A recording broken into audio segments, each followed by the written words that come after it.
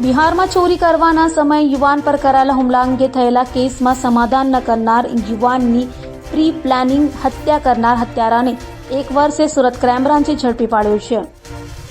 Surat crime બ્રાન્ચની team નાસ્તા ફરતા આરોપીઓને ઝડપી પાડવા મેદાને છે. ત્યારે બાતમીના આધારે બિહારમાં 1 વર્ષ અગાઉ પ્રી પ્લાનિંગ હત્યા કરી ભાગી આવેલા હત્યારા એવા રીતેશ કુમાર રાજાકુમાર શ્રી વિજયસિંહ ભૂમિહારને ઝડપી પાડ્યો હતો અને પૂછપરછ કરતા આરોપીએ કબૂલાત કરી હતી કે વર્ષ 2003માં તેણે મિત્રો સાથે એક ઘરમાં ચોરી કરી હતી, જ્યાં યુવાને પ્રતિકાર કરતા તેના પર જીવલેણ હુમલો કરાયો હતો.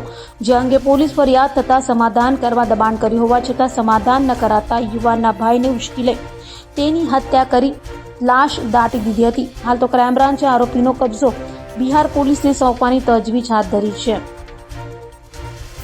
છેલ્લા 1 વર્ષ પહેલાં બિહારના ખોડાબંદપુર જિલ્લાના છોહાડી પોસ્ટે વિસ્તારમાં એક મર્ડર થયેલું હતું. એ મર્ડર રીતેશ કુમાર ઉર્ફે રાજાસિંહના હોય, બિહારના બેગુસરાય જિલ્લાનો વિક્રમપુર ગામનો રહેવાસી છે. એને મર્ડર કરેલું છે એવી બાતમી ખાનગી બાતમી રાહે સુરત ક્રાઇમ બ્રાન્ચમાં મળેલી. આ આરોપી છે છેલ્લા ઘણા સમયથી સેલવેસમાં ગુનો કરી અને મજૂરી કામ કરતો હતો. પાકી એવી બાતમી હતી કે હમણાં છેલ્લા 1-2 દિવસમાં એ સુરત આવેલ છે. ખાનગી બાતમી રાહે એને પકડી પાડેલ.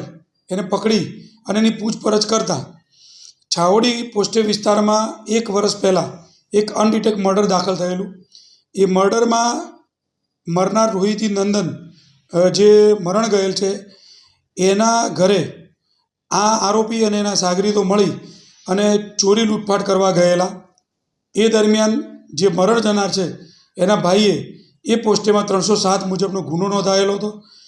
એ ફરિયાદ પાછી લેવા માટે વારંવાર આ આરોપી રીતેશ કુમારે ફરિયાદી પર દબાણ કરતો હતો, પરંતુ ફરિયાદી ન માનતા એને અને એના સાગરીતો ભેગા થઈ આ જે રોહિણી નંદન છે એને ફોન કરી અને બોલાવી અને જંગલમાં ગાડીમાં જ મારી દીધી અને જંગલમાં લાશ દાટી દીધેલ.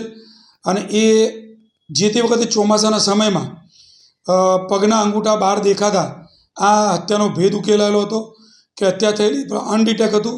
અને સુરત ક્રાઇમ બ્રાન્ચને બાતમી મળતા આ ગુનો ડિટેક્ટ કરવામાં આવેલો છે. બિહાર પોલીસને બોલાવી બિહાર પોલીસ આવી ગયેલી છે અને આગળની કાર્યવાહી કરી બિહાર પોલીસને આ આરોપીને સુપ્રત કરવાના આવે છે.